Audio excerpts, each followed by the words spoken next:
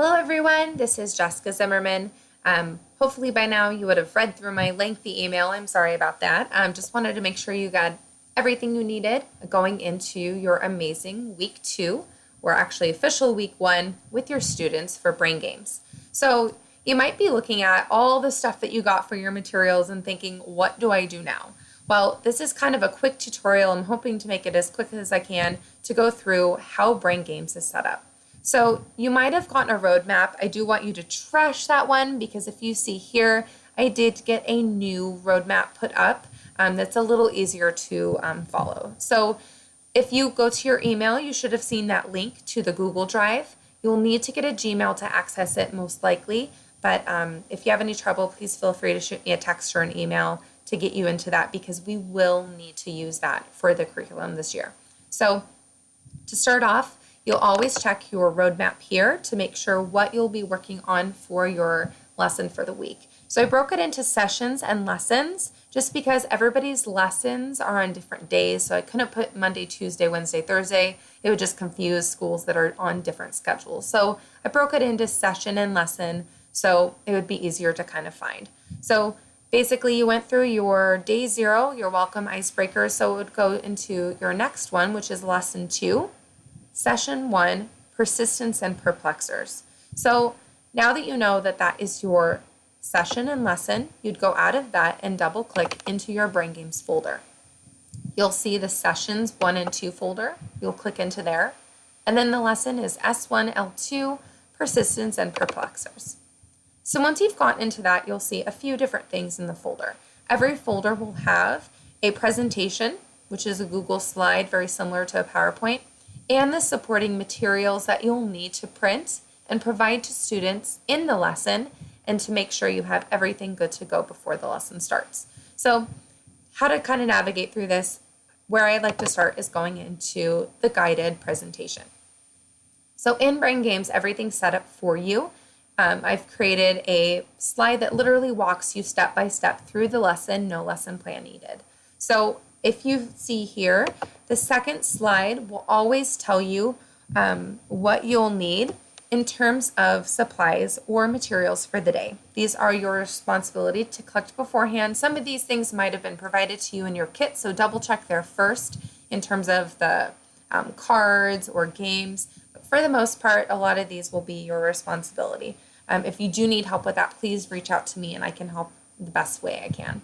So you'll notice for your first lesson, you'll need a pack of cards, a projector with speakers, questions, question that copies. So if you go back to the folder, you'll notice the question that activity is right there.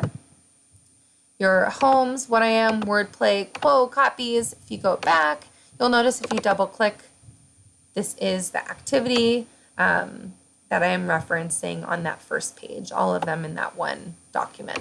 So once you've kind of looked through and made sure you have everything that you need before the lesson, you can go ahead and start. So I'll kind of walk you through Google Slides. I'm not sure how familiar all of you are with the process, so I'll just kind of assume that a tutorial would kind of be beneficial for all of you. So if you click here on Present, you'll notice that you'll go into the presenter view. You can navigate the slides down here, and then every time you go through the slides, you'll notice that you can have an icon once it loads, would be a YouTube video. So you'd click that and it'd play directly into the video. So I'll just show you a few little functions before we move on. So this is the first video. They see the first slide. You can make the sound louder or quieter. Make it full screen.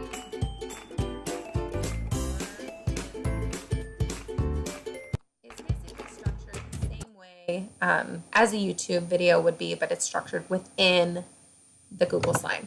So moving on, the biggest part of Brain Games and how it was philosophically developed was due to the social emotional curriculum of habits of mind, which it focuses on 16 habits to develop successful human beings in general, but specifically to students. So each day will reference a certain habit of mind. This is the overview, which will go over all of them. So this is the first activity. This is when you would have printed this for kiddos, given that to them. I have a little teacher note here, things that you might say to kids. And then I have built in timers, I've built in music. Chevys earn more.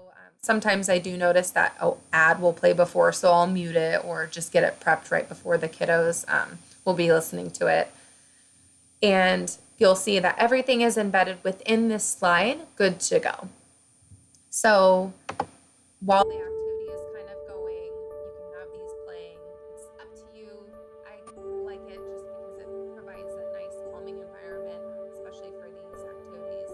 So it's really up to you if you'd like to use that, but I feel like it helps. So going on to the next one, you'll see, stepping you through the lesson, the first activity that kind of helps with thinking about persistence. I do give a little information on the side and another countdown timer. It'll step you through some questioning on how to get kids thinking, and then getting into your big habit of the day, which is persistence in this case. I have put 2 videos in here for secondary and primary. It's up to you if you think, hey, all of my kids would like the Kid President, more than welcome to show that, but both videos are available for you to show. So then you'll break into your persistence activity where students are practicing persistence. I don't know if you've ever done this before, but this one is where kids will take a few different playing cards and try to stack them on top of each other to try to create a big structure. Essentially, it's very difficult to do. I've had students build maybe 3 high, but it's not much more than that, and they get very frustrated. And the whole point going at it is, did you need persistence? And when would you use this in your life? So trying to get them to think about those things cognitively, so they are problem solvers and they're using these habits in everyday life. So going on to this, and the most essential portion of Brain Games is the 4 corners activity. So how it'll be set up, the first few lessons will be very scaffolded for you because this is new curriculum. So I will set it up in this structure, but this will end up fading out where you will be able to create your own 4 corners based on activities that you think would benefit your students. So the 4 essential elements of the 4 corners are critical thinking, creativity, communication, and collaboration. So what I did was created 4 activities that would implement strategies to try to work on these big essential ideas of critical thinking, creativity, communication, and collaboration. And these are those documents found in that Google Drive. So once you've set it up, you can set it up in corners, you can set it up as centers. It's however you would like to set it up. You can use it as some sort of rotation where students are going to one center for 10 minutes and then they rotate to another center for 10 minutes, or you can kind of have a free-flowing classroom where once they're done with one center, they can go to another. It's really up to you on how you want to run it. But I'll go into some strategies on implementation a little bit later for that. So that'll be the bulk of your class. And then just for the end of the day, I like to have my kids write on a sticky note some sort of reflection on how they use the habit of the day, in this case persistence, in today's lessons. And it could be anything that they've found for the day. And then after that, you just close out of it. And that is essentially how to navigate the lesson. One thing I wanted to draw your attention to before I end the tutorial is the 4 corner setup. So if you go back to the curriculum folder in Brain Games, you'll see the 4 corners supporting documents. Here you'll find a lot of information. You'll find Habits of Mind posters. If you do want those 16 Habits of Mind, you can post up those posters within your classroom. I found that helpful, especially when you reference back throughout the quarter.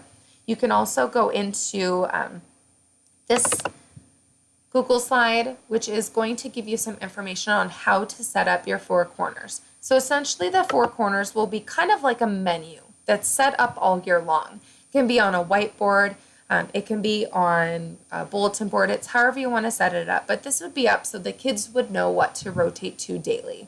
You could even create another slide for it on a presentation if that's how you want to show the information. So you would have those 4 quadrants: the communication, collaboration, critical thinking, and creativity.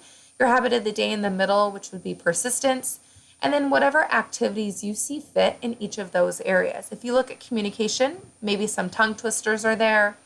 In the critical thinking corner, maybe putting some brain teasers in that area. Creativity corner can be any type of creation of art, draw starts, or transformations. And then this collaboration corner is where all those games, that big box of games that you got, you're maybe thinking, what do I do with these? That's where you would pull a small group and work with that group in this corner, in the collaboration corner, on that specific habit of mind, which will hopefully be reinforced through that game. So this is just a setup. And once you get comfortable, I did put some activities here. If you were to go to the critical thinking activities, I did place a bunch of dot to dots, tongue twisters, different things in there for you. If you'd like to pull any of those activities. The biggest one that I like is this 81 fresh and fun critical thinking activities.